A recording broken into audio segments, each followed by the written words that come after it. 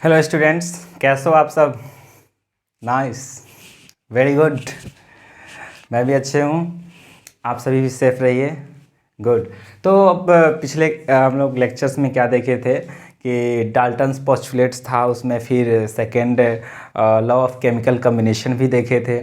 ठीक है, तो आज हम लोग देखने वाले हैं what is an atom. Atom होता क्या है स्टूडेंट्स? हम लोग एटम क्या होता है इसके डेफिनेशन से ज़्यादा रूबरू नहीं होंगे। पहले हम लोग आइडिया लेंगे कि इन जनरल हमारे डेली लाइफ में जो एटम होता है वो अपना एग्जिस्टेंस कैसे रखता है।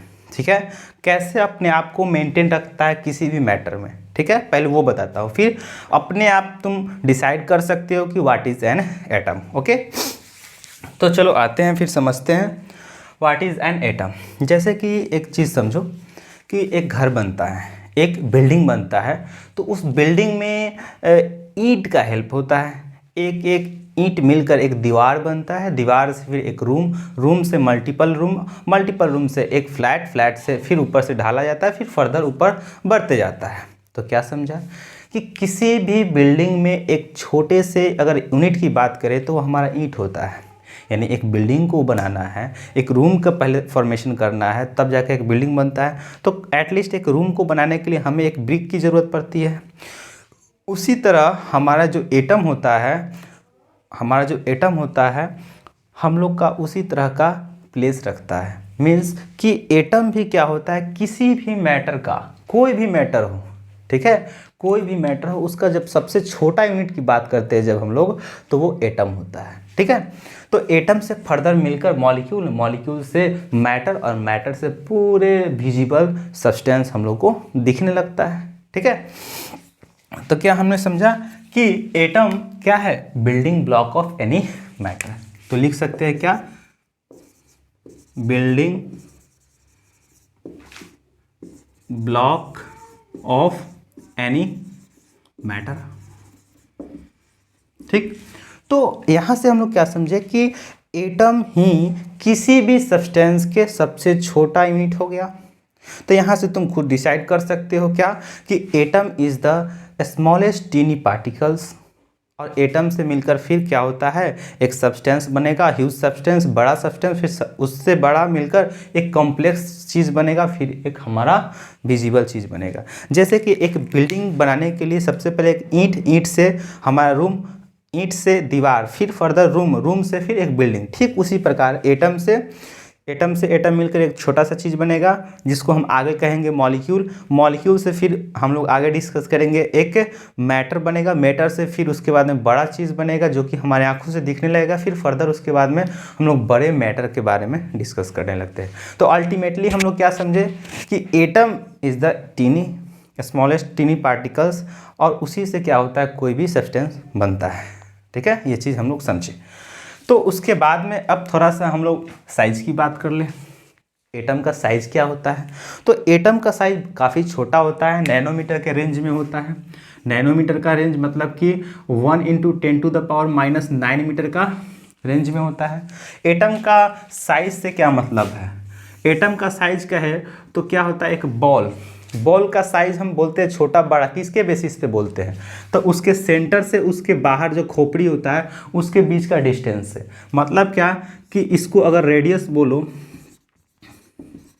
तो एक चीज़ क्लियर हो गया कि किसी भी atom is the spherical particles. ठीक है, एटॉमिक स्ट्रक्चर में इसको डिटेल किया जाएगा, अभी ऐसे समझो एटम कैसा है, स्फेरिकल होता है। तो एटम जो स्फेरिकल है, वो स्पेरिकल जो शेप है उसके जो सेंटर से उसके जो बाहर वाला कवर है उसके जो डिस्टेंस होगा, हम अगर रेडियस बोलते हैं तो जितना बड़ा रेडियस उतना बड़ा एटम का साइज। ठीक है, तो यही जो रेडियस का जो ऑर्डर होता है 1 × 10⁻⁻10 मीटर के रेंज में होता है। ठीक है, नैनोमीटर का रेंज में होता है, इतना छोटा होता है, इसलिए हमारे आंखों से एटम नहीं दिखता है।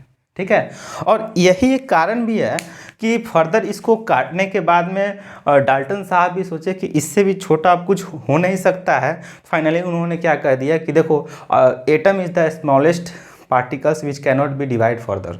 ठीक है, और उन्होंने ये भी कह दिया कि एटम कैनॉट बी डिवाइडेड, और इनडिवाइजिबल पार्टिकल के नाम भी उन्होंने दे दिया। और एटम का मतलब भी होता है इनडिवाइजिबल। ठीक है, अब यहाँ से हमारा साइज का डिस्कशन कंप्लीट हुआ, ठीक है।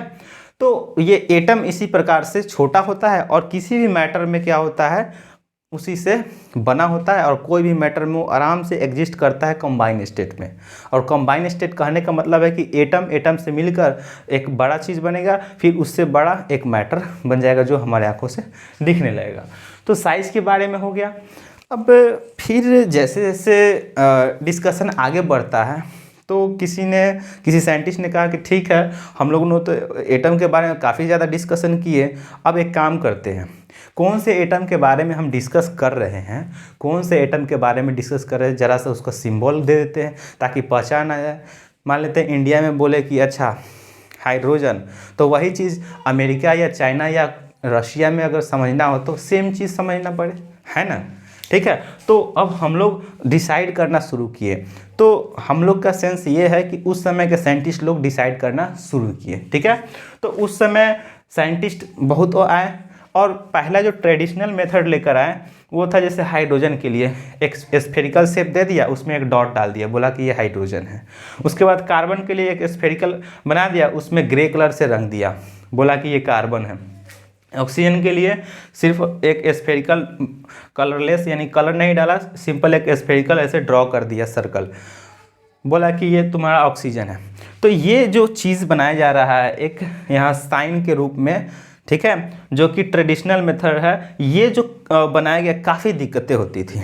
स्फेरिकल चीज़ें में ही कभी ऐसे कर दिया गया कि ये कोई एलिमेंट है और उसके लिए साइन ऐसा लगाएंगे तो हम समझेंगे एक सर्टेन एलिमेंट, जैसे ऑक्सीजन के लिए ये है, कार्बन के लिए और हाइड्रोजन के लिए, काफ़ी दिक्कत आने लगा।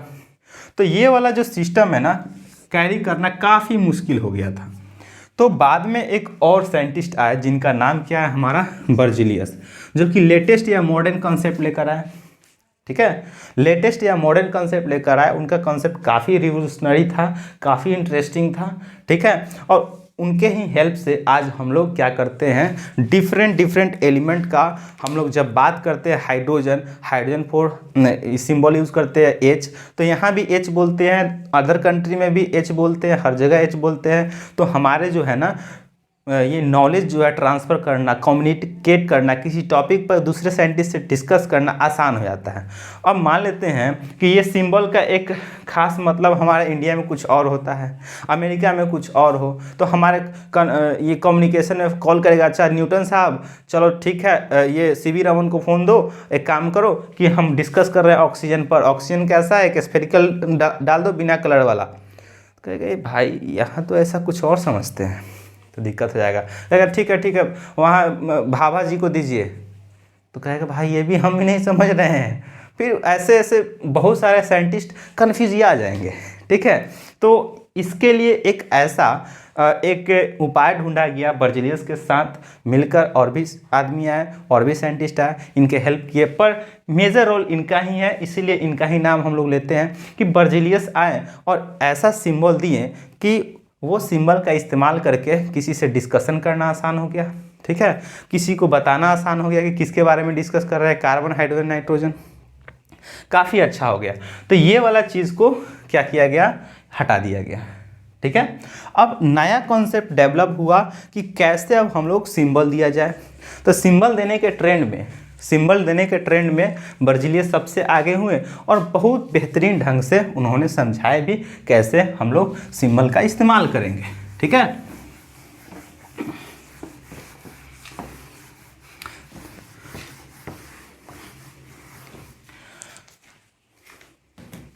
तो चलते हैं थोड़ा बर्जीलियस वाले जो कॉन्सेप्ट है, बहुत इंटरेस्टिंग कॉन्सेप्ट है, उसको हम लोग समझते हैं, ठीक है। बर्जीलियस साइंटिस्ट का कहना था, देखो हम लोग जो नोमेनक्लेचर सिस्टम जो है उस सिस्टम के अकॉर्डिंग अगर चले तो हम लोग क्या करते हैं, किसी भी एलिमेंट का सिंबल देने के लिए हम लोग जब देंगे तो हम लोग किसी भी लेटर का एक ही किसी भी एलिमेंट का जो नाम होगा उसमें का एक लेटर का इस्तेमाल करेंगे। क्या करेंगे, मान लेते हैं कि हमारे पास कार्बन है, ठीक है, कार्बन है, ठीक। कार्बन क्या है, एक एलिमेंट है, एलिमेंट का नेम है, इस नेम में एक सिंगल लेटर ले लेते हैं और उसका क्या करते हैं हम लोग सिंबल की तरह इस्तेमाल करेंगे। तो बर्जीलियस का कंसेप्ट ऐसा ही था। उनका कंसेप्ट क्या था, कंसेप्ट ये था कि किसी भी एलिमेंट का नेम जो होगा ना, उस नेम के एक लेटर लेंगे और उस लेटर के हेल्प से उस सर्टेन एलिमेंट का सिंबल दे देंगे, और वो जो एक लेटर का इस्तेमाल करेंगे वो स्पेशली उसी एलिमेंट के लिए होगा। ठीक है, तो अब देखो कि उसमें भी दिक्कत आएगा, भी हम बताएंगे।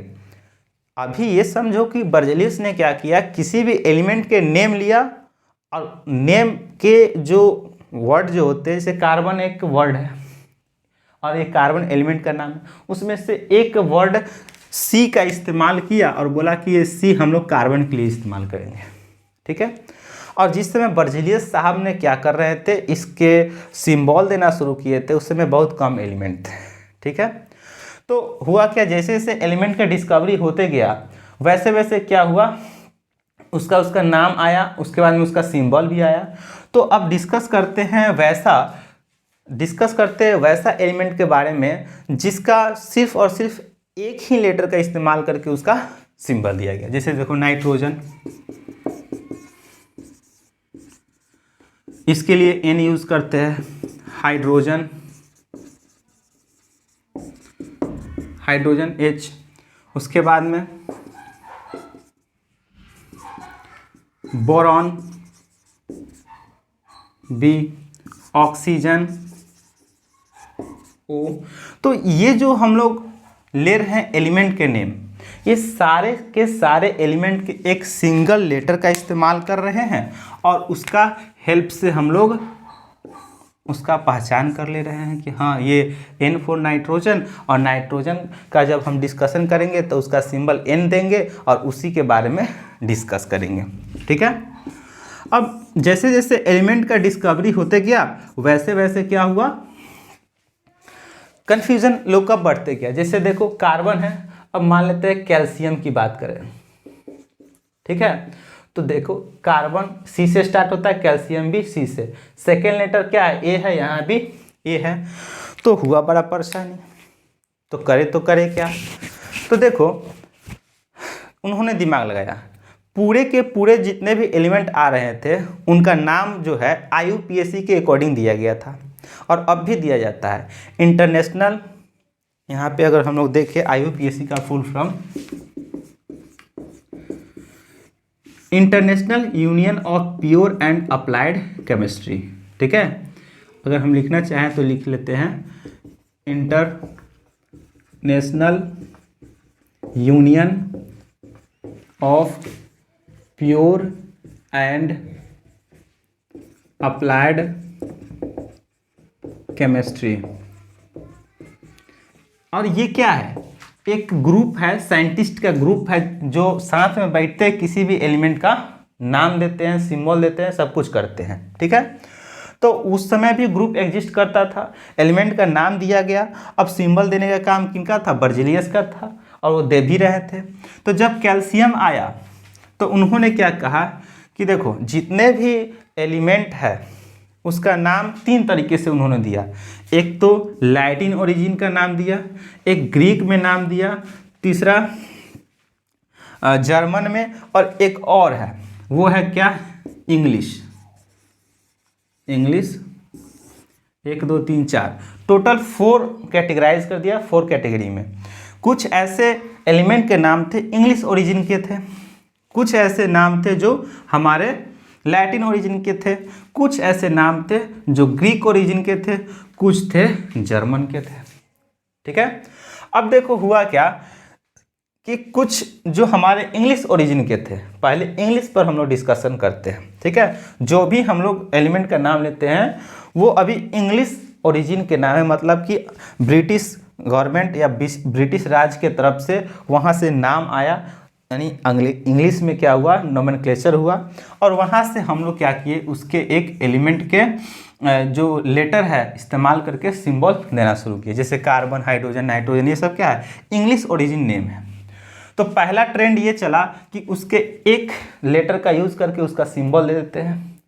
उसके बाद दूसरा ट्रेंड एक और चला, इंग्लिश ओरिजिन है पर क्या हो रहा है, नाम क्या हो जा रहा है, सिमिलर हो जा रहा है। जैसे कैल्शियम है यहाँ पे और ये कार्बन है, तो नाम शुरू में सिमिलर हो जा रहा है। तो इस केस में क्या किया गया कि यहाँ तो एक क्या किया गया, सिंगल लेटर। अब उसके बाद में क्या किया गया कि जब देखा गया कि यहाँ पे अब सेम लेटर से शुरुआत हो रहा है एलिमेंट का नाम, तो वहाँ पे चालाकी किया गया कि यहाँ टू लेटर का इस्तेमाल किया गया। ठीक है, टू लेटर का इस्तेमाल किया गया।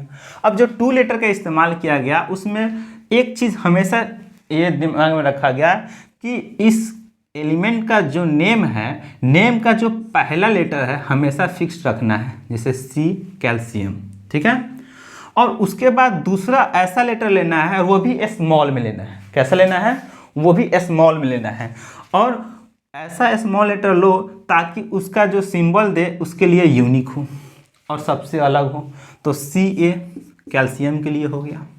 ठीक है, और कार्बन के लिए शुरू में, बिकॉज कि ये शुरू में ये डिस्कवरी हुआ था, इसलिए एक सिंपल एक सी का हेल्प से इसका नाम दे दिया गया। तो हम लोग देखें क्या कि सिंबल जो हम लोग दे रहे हैं, पहले चीज़ तो इंग्लिश ओरिजिन का नाम एक सिंगल लेटर से दिया गया और वो भी कैपिटल लेटर में। याद रहे कि कैपिटल लेटर में सिंगल लेटर हो तो कैपिटल में, अब डबल लेटर का इस्तेमाल किया गया। तो पहला एक फिक्स्ड है कि वो कैपिटल में होगा और उस एलिमेंट के नेम का जो है ना पहले लेटर होगा, और दूसरा उसी में से कोई दूसरा लेटर होगा उसी के नेम से, और वो भी स्मॉल में होगा। ऐसा नहीं कि एल्युमिनियम का जब इस्तेमाल करें, एल्युमिनियम, तो हम लोग क्या कर ले, ए और एल दोनों कैपिटल यूज किए, ये गलत हो जाएगा। एक ए तो दूसरा स्मॉल एल, एल्युमिनियम। बात समझ में आई? तो इस तरह से सिंबल देना हम लोग शुरू किए और एकदम फिट बैठता था। किसी साइंटिस्ट से या किसी स्टूडेंट से, कोई टीचर से डिस्कशन करना शुरू किया तो एकदम से फ्लुएंटली आ गया और बहुत आसानी ढंग से सबसे डिस्कशन हो जा रहा था। ठीक है, तो अब उसके बाद में इंग्लिश ओरिजिन के नेम के साथ तो ऐसे किया गया। ठीक है, अब कुछ ऐसे हम लोग एलिमेंट का डिस्कवरी देख चुके हैं जिसका जो नाम है ना वो ग्रीक है, या उसका जर्मन ओरिजिन नेम है, या कोई लैटिन ओरिजिन है। जैसे देखो कॉपर जो है, अभी हम इसको जरा रफ करते हैं।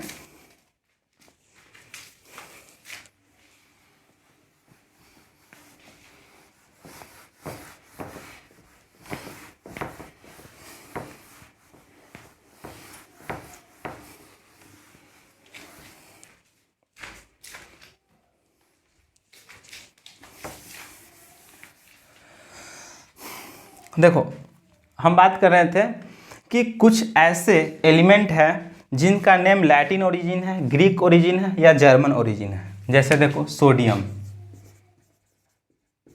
सोडियम तो इंग्लिश नेम है, और इसका जब देखोगे इसका अदर नेम तो होता है नाइट्रियम।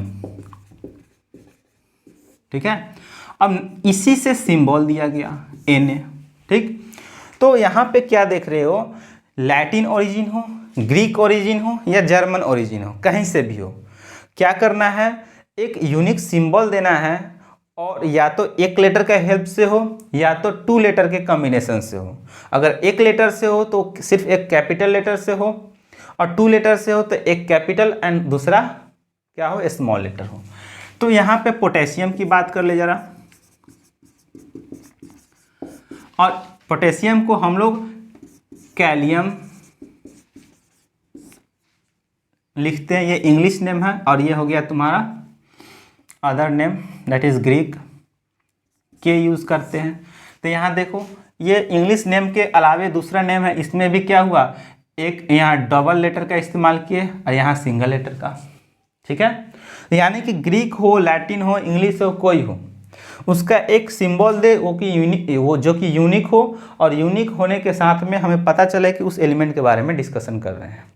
ठीक है, अब कुछ एलिमेंट का है ना नाम उसके नेचर के अनुसार दिया गया, जैसे गोल्ड है, गोल्ड। ठीक है, अब जो गोल्ड है इसके लिए हम लोग AU बोलते हैं, आरम। ठीक है, अब इसके जो गोल्ड दिए हैं, गोल्ड बोले हैं, गोल्ड का मतलब क्या होता है, येलो।